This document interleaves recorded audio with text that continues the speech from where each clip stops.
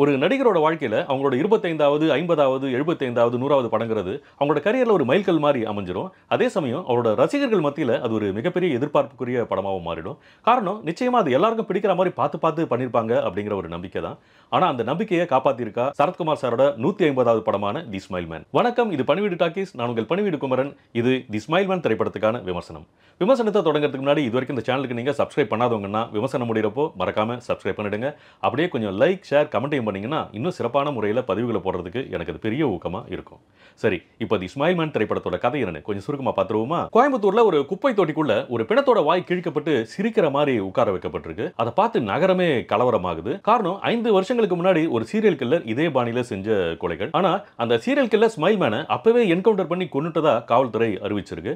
அப்படி இருக்கப்போ அவனோட ஸ்டைல்ல இந்த கொலை நடந்திருக்கிறதால அவன் இன்னும் உயிரோட இருக்கானா, இன்னும் தொடர்ந்து கொலைகள் நடக்க போகுதான்னு ஒரு பதட்டம் காவல்துறையிலையும் மக்கள் மத்தியிலையும் உருவாகுது. இதை விசாரிக்கிறதுக்காக சிபிசிஐடி டீமுக்கு புதுசா வந்து சேர்றாரு ஸ்ரீகுமார். இந்த ஸ்மைல் மேன் கேஸை ஏற்கனவே விசாரணை பண்ண அதிகாரி சரத்குமாரையும் டீம்ல சேர்த்துக்கிட்டா வழக்க சிக்கல் இல்லாம சீக்கிரமா முடிச்சிடலான்னு நினைக்கிறாரு. ஆனா சரத்குமார் நடந்த ஒரு விபத்துல அவர் அம்னீஷியா நோயால பாதிக்கப்பட்டிருக்காரு. இன்னும் 1 வருஷத்துக்குள்ள அவர் நினைவுகள் மொத்தமா அழிஞ்சு போயிடும்னு சொல்றாங்க. இப்படி ஒரு பிரச்சனைக்கு இடையில ஸ்மைல் மேனை கண்டுபிடிக்க சரத்குமாரால உதவ முடிஞ்சதா? அவரோட ஞாபகத்துல அப்பப்போ வந்து போற அந்த சின்ன பெண் குழந்தை யாரு? சீரியல் கில்லருக்கும் சரத்குமாருக்கும் உள்ள பிளாஷ்பேக் தொடர்பு என்ன? இதையெல்லாம் கொஞ்சம் கொஞ்சமா விவரிக்கிற படம் தான் தி ஸ்மைல் மேன். ஆனா சுவாரஸ்யமான இந்த கதை காலத்தை எந்த அளவுக்கு சலிப்பா படமாக்கி நம்மள கடுப்பேற்ற முடியுமோ அந்த அளவுக்கு சொதப்பி வச்சிருக்கு இந்த டீம். ஒரு சீரியல் கில்லர் படத்துக்கு தேவையான சீரியஸ்னஸ் கொஞ்சம் கூட இல்லாம படம் மொத்தத்தையும் சீரியலை விட மோசமா எடுத்து வச்சிருக்காங்க. சரத்குமார் சாரை தவிர படத்தில் வேற யாருமே நம்ம மனசுல பதியவே மாட்டாங்க. அந்த அளவுக்கு ஒவ்வொருத்தரோட கேரக்டரும் அவ்வளோ வீக்கா இருக்கு. தன்னோட 150வது படத்துக்கு சரத்குமார் சார் வேற கதையை தேர்ந்தெடுத்திருக்கலாம். பாவம் எதுல கன்வின்ஸ் ஆகி இதுல சிக்கனார்னே தெரியல. பொதுவா இந்த மாதிரி கிரைம் த்ரில்லர்ல ஒரு இன்வெஸ்டிகேட்டிங் ஆபீசரா அவர் நடிச்ச பல படங்கள் நாம பார்த்திருப்போம். அதுல எல்லாம் அவ்வளோ பவர்ஃபுல்லா சாலிடா அட்டகாசமா பண்ணி அசத்தி இருப்பாரு. ஏன்னா அது எல்லாமே ஆக்டிவான கேரக்டர்ஸா இருக்கும். ரொம்ப ஸ்மார்ட்டா புத்திசாலித்தனமா அந்த கேரக்டரோட நடவடிக்கைகள் இருக்கும். ஆனா இதுல நினைவு திறன் பாதிப்பான ஒரு கேரக்டர். அதனால ஒரு ஹீரோவா அவர் செய்யறதுக்கான காரியங்கள் பெருசா ஒண்ணு கூட இதுல இல்ல.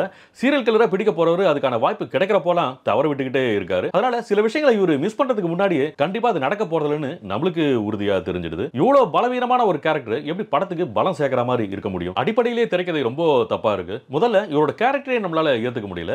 நினைவு திறன் பாதிப்புங்கிறாங்க. ஆனா கதைக்கு தேவையான சமயத்துல மட்டும் அவருக்கு நிறைய விஷயங்கள் நல்லாவே ஞாபகம் இருக்கிற மாதிரி காட்டுறாங்க. அதே மாதிரி வீட்டு சாவியை எங்க வச்சோம்னு கூட தெரியாத அளவுக்கு நினைவு திறன் பாதிப்புக்குள்ளான ஒருத்தர் எப்படி 15 கிரவுண்ட் ஆடம்பர வீட்டுல தன்னந்தனியாலா யார் உதவியும் இல்லாம இருப்பார்னு ஒரு பெரிய கேள்வியும் எழுது. சாப்பாடு விஷயத்தை கூட விடுங்க, அதெல்லாம் ஆன்லைன்ல ஆர்டர் பண்ணி சாப்பிட்டுக்கலாம். ஆனா அந்த பிரம்மாண்ட வீட்டை கூட்டி பெருக்கி சுத்தம் பண்ணி மெயின்டைன் பண்றது கூட வீட்டோட பாதுகாப்பு செக்யூரிட்டி கூட யாருமே இல்லாமலையா இருப்பாங்க. அப்புறம் எல்லாத்தையும் வாய்ஸ் ரெக்கார்டர்ல அப்பப்போ ரெக்கார்ட் பண்ணிக்கிட்டே இருக்காரு. அவ்வளோ எச்சரிக்கையா இருக்கிறவருக்கு சந்தேகப்படுற மாதிரி வந்துகிட்டு இருக்க ஒரு ட்ரக்கோட வண்டி நம்பரை போன்ல போட்டோ எடுக்கணும்னு கூட தோணாதா?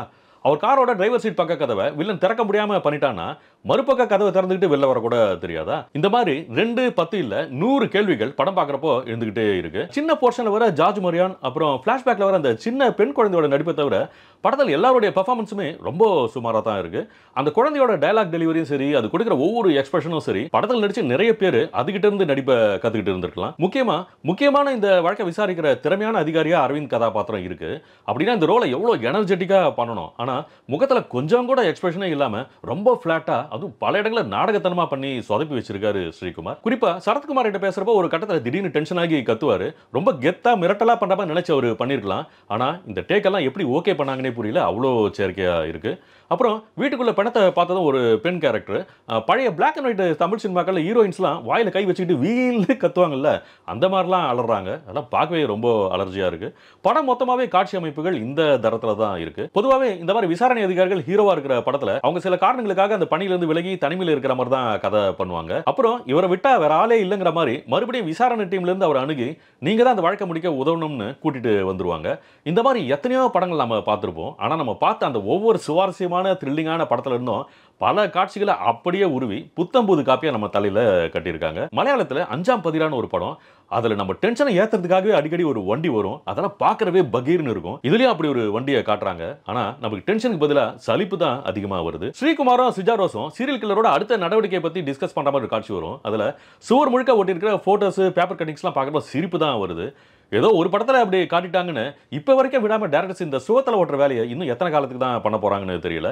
நிஜமா அதுல இருக்கிற குறிப்புகளை அவங்களே படிச்சிருப்பாங்கன்னு தெரியல. இந்த மாதிரி போலியான பழைய டெம்ப்ளேட் செட்டப்புகள் நிறையவே இருக்கு. இது புதுசா இருக்கு, நல்லா இருக்குன்னு சொல்ற மாதிரி படத்துல சொல்லிக்கிற மாதிரி ஒரு காட்சி கூட உருப்படியா இல்ல. டயலாக்ஸ்லாம் அதை விட மோசம். சிஜாரோஸ் ஒரு பணத்தை பார்த்துட்டு ஸ்ரீகுமார் கிட்ட the killer is try to say something னு சொல்றாங்க. இந்த டெம்ப்ளேட் டயலாக் கூட மாத்த தோணாத அளவுக்கு தான் படத்தோட ரைட்டிங் இருக்கு. ரைட்டிங் அப்படி இருந்தா மேக்கிங் மட்டும் எப்படி இருக்கும்? அது அதை விட பெரிய தலையெழுத்தா இருக்கு. அப்புறம் படமே 2 மணி நேரம் சொச்சம் தான். முதல் 55 நிமிஷத்துல இடைவெளியை விட்டுறாங்க. அப்படின்னா அது எவ்வளவு வேகமா விறுவிறுப்பா இருக்கணும். ஆனா ஆமை விட மெதுவா ஊர்ந்து போற மாதிரி இருக்கு காட்சிகள். இதுல ஹரிஷ் பாரடி வேற சம்பந்தமே இல்லாத அழையா விருந்தாளி மாதிரி வந்துட்டு போறாரு. எதுக்கு இவர் வச்சு இவ்வளவு கேவலமா ஒரு சீன் பண்ணாங்கன்னே தெரியல. இவர் கேரக்டர் தான் லூசுத்தனத்தோட உச்சமா இருக்குன்னா அவரோட பெரிய லூசு மாதிரி படம் முழுக்க கடுப்பேத்திட்டே இருக்காரு ராஜ்குமார். இந்த மாதிரி ஆளுங்களை எல்லாம் சிபிசிஐடி டீம்ல வேலை செய்யற மாதிரி காட்டுறதே அந்த டிபார்ட்மெண்ட்டுக்கு செய்யற ஒரு அவமரியாதை தான். சரி, இதெல்லாம் விடுங்க. கடைசியில் இந்த ஸ்மைல் மேன் யாரு, அவன் எதுக்காக இந்த கொலையெல்லாம் பண்ணான்னு தெரியறப்போ நம்மளுக்கு ஒரு பெரிய பதப்பதைப்பும் பதட்டமும் வரணும் இல்லையா? அப்படி ஒரு உணர்வு 1% கூட படத்துல வரவே இல்லை. அந்த கேரக்டர் நடிச்சவரை ட்ரெய்லரை ஒரு ஷாட் கூட காட்டவே இல்லை. காட்டினா எங்க நாம சஸ்பென்ஸை கண்டுபிடிச்சோன்னு பயந்துட்டாங்கன்னு தெரியல. ஆனா ஒரு ஸ்ட்ராங்கான திரைக்கதையா இருந்தா அதை நீங்க எந்த விதத்திலையும் கடைசி வரைக்கும் யூகிக்கவே முடியாது. இந்த படத்துல திரைக்கதை வலுவா இல்லாததால ரொம்ப கடைசியா தான் அந்த சீரியல் கில்லர் யாருங்கிறத நம்மளுக்கு காட்டுறாங்க. அதுவும் அவன் ஏன் இப்படி ஆனான்னு ஒரு பிளாஷ்பேக் சொல்றாங்க பாருங்க. அதை விட பெரிய காமெடி வேற ஒன்று இருக்கவே முடியாது. யாரும் என் கூட சிரிக்க கூட மாட்டாங்க. அதான் கடைசியாக அவங்களை ஒரு தடவை சிரிக்க வைக்கலான்னு இப்படி பண்ண ஆரம்பிச்சுன்னு சொல்றான். என்னத்தை சொல்றது? ஒரு சைக்கோ கில்லரோட கொடூரமான செயல்களுக்கு இவ்வளோ கேவலமா ஒரு காரணம் போதும்னு நினைச்ச இயக்குநர்கள் நினைச்சா அந்த கேரக்டரோட நிஜமா ரொம்ப பரிதாபமா இருக்கு. இத்தனைக்கும் படத்தை ஒருத்தர் இல்ல 2 பேர் சேர்ந்து இயக்கியிருக்காங்க. உதவி இயக்குநர்கள் துணை இயக்குநர்களோட சேர்ந்து டிஸ்கஸ் பண்ணதெல்லாம் விடுங்க. முதல்ல இவங்க 2 பேருமே இதெல்லாம் கன்வின்சிங்கா இருக்குமா, ஆடியன்ஸ் இதை ஏத்துப்பாங்களா, அந்த அளவுக்கு நிஜமாவே இதுல நியாயமான எமோஷன் இருக்கா இல்லையான்னு எதுவுமே யோசிச்ச மாதிரியே தெரியல. சரத்குமார் சார் கையில கிடைச்சிட்டாரு. அவரோட 150வது படம் சொல்லி இந்த படத்தை வித்துடலாம்னு நினைச்சு பண்ண மாதிரி தான் இருக்கு. சுருக்கமா படம் எப்படி இருக்குன்னு கேட்டீங்கன்னா, சரத்குமார் சாரோட கரியர்லயே மிக மோசமான படங்கிற அளவுக்கு புலம்ப வைக்கிற ஒரு திரை அனுபவமா இருக்கு தி ஸ்மைல் மேன். இந்த விமர்சனம் உங்களுக்கு பிடிச்சிருந்தா லைக் பண்ணுங்க, ஷேர் பண்ணுங்க, கமெண்ட் பண்ணுங்க. ரொம்ப முக்கியமா சப்ஸ்கிரைப் பண்ணுங்க. அதை விட ரொம்ப முக்கியமா நோட்டிபிகேஷன் பெல் ஐக்கன்ல ஆளுங்கிற அந்த ஃபர்ஸ்ட் ஆப்ஷனை மறக்காம கிளிக் பண்ணுங்க. மீண்டும் அடுத்து ஒரு படம் திரைக்கு வரப்போ எவ்வளவு சீக்கிரம் முடியுமோ அவ்வளவு சீக்கிரம் உங்களை சந்திக்கிறேன். நன்றி, வணக்கம்.